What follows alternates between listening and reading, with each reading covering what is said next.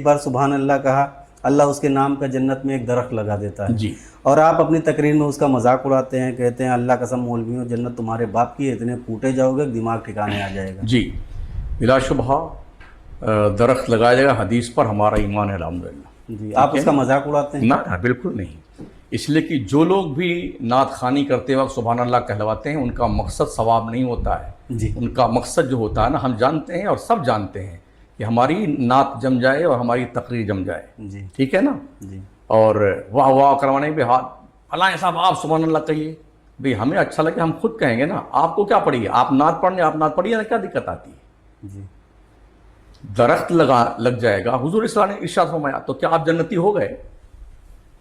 یہ کیوں نہیں کہتا شاعر کہ درخت تو لگ جائے گا مگر نماز پڑھیے، روزہ رکھیے، گناہوں سے بچیے؟ یہ بھی کسی شاعر سے کہتے ہوئے سنا آپ نے؟ نہیں، خطیب کے بارے میں کہہ رہا ہوں، خطیب تو بتاتے ہیں نا کہ جنت میں درخت لگ جاتا ہے۔ خطیب کی بات میں بھی کرتا ہوں نا، جی جنت میں درخت لگ جاتا ہے۔ ہمارے حضور علیہ السلام نے ارشاد فرمایا ہے کہ جب دو مسلمان آپس میں ملاقات کرتے ہیں تو مصافحہ کرنے کے بعد ہاتھ جدا ہونے سے پہلے دونوں کی بخشش ہو جاتی ہے۔ جی تو اب روز صبح شام لوگ مصافحہ کریں اور بخشش کرواتے رہیں، نہ نماز پڑھیں، نہ روزہ رکھیں، نہ حج کریں، نہ زکوٰۃ دیں، اور جو خرافات کرنی وہ کرتے رہیں، اس لیے کہ روز صبح میں جنت لے رہے ہیں، شام کو بخشش لے رہے ہیں۔ جی ہمارے حضور علیہ السلام نے فرمایا ہے کہ جو شخص اپنے ماں باپ کے چہرے کو محبت کی نظر سے دیکھے گا، اللہ ہر نظر کے بدلے میں حج مقبول کا ثواب عطا فرمائے گا۔ تو نماز روزہ چھوڑ کر کے صرف چہرہ دیکھا جائے ماں باپ کا اور حج مقبول کا ثواب لیتے رہیں بیٹھ کر کے، کیا یہ اس کا مطلب ہے؟ اچھا، یہ ساری باتیں جو ابھی یہ پرموٹ کی جا رہی ہیں، کیا صحابہ کو نہیں پتا تھا کہ ایک مرتبہ سبحان اللہ کہنے سے جنت میں درخت لگتا ہے؟ پوری رات کیوں روتے تھے وہ؟ ہمارے حضور پوری رات روتے تھے، یہاں تک حدیث شریف میں حتی تورمت قدما، آقا کریم علیہ السلام کے دونوں پیروں میں سوجن آ جاتی تھی، اتنی دیر تک کھڑے رہتے تھے، روتے رہتے تھے۔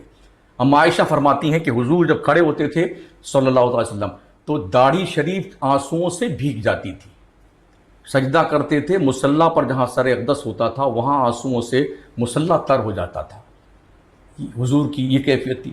اما عائشہ فرماتی ہیں حضور کے دل کی دھڑکن اتنی تیز ہوتی تھی، ایسا لگتا تھا کہ جیسے کوئی پتیلی میں سالن پک رہا، اس طرح سے آواز آتی تھی۔ خوف خدا کی بنیاد، انہیں کس بات کا خوف تھا؟ وہ تو جنت کے مالک تھے، جی پھر حضور کیوں روتے تھے؟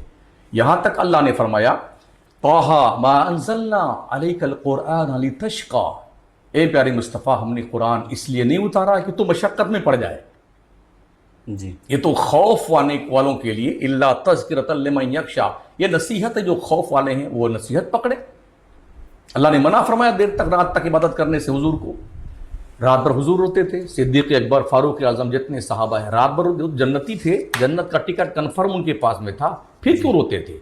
آج جو جنہیں پتہ ہی نہیں کہ وہ جنت میں جائیں گے بھی کہ نہیں جائیں گے، صرف سبحان اللہ کہنے جنت میں چلا جائے گا آدمی؟ تو یہ تصویر لے کے ہم بھی بیٹھتے رہیں، سبحان اللہ سبحان اللہ سبحان اللہ سبحان اللہ سبحان اللہ، بس درخت لگاتے ہیں جنت میں ہم بیٹھ کر کے۔ آپ نے کہا جس کی آواز اچھی ہوتی ہے وہ